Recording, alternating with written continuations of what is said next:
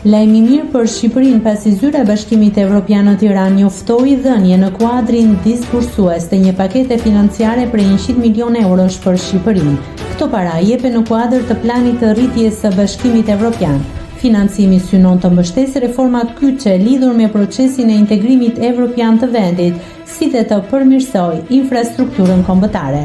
Fondet do të kontribuojnë në avancimin e reformave institucionale dhe ekonomike, duke forcuar kapacitetet për një integrim në Bashkimin Evropian.